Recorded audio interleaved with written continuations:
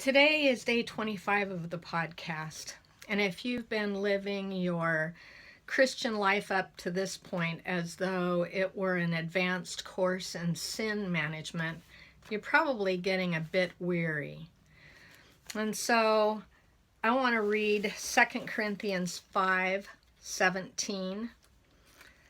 Therefore, if any man is in Christ, he is a new creature. The old things passed away, and behold, new things have come.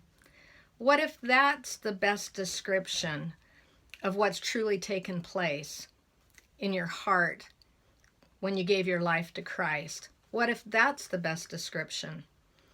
And that Jesus came as the last Adam, as the second Adam and the last Adam, and he came to reflect not only the way back to relationship with the Father, but also demonstrated the how. Then we have to see and we have to discover how we were designed to operate.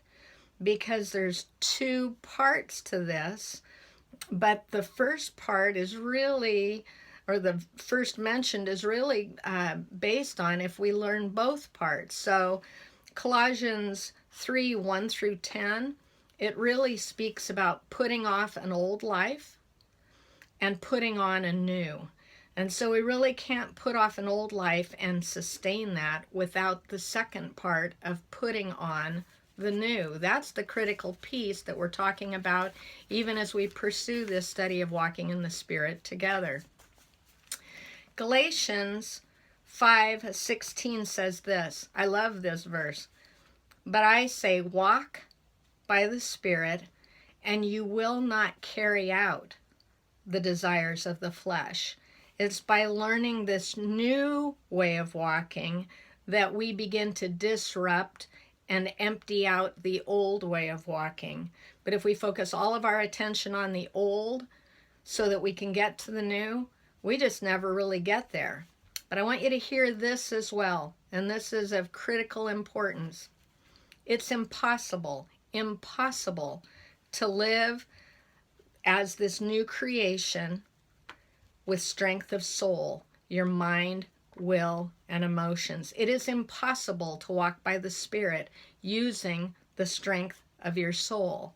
So we're looking at a disruption of not only our sin life, but our self life as well. So here is the question to ponder. I want you to consider today what you've been taught about freedom from sin. What have you been taught about how that happens? And then have you, or have we, as God's people, the church, have we been learning that narrow way that leads to life? And if you have, what instruction have you received so far that's been helpful?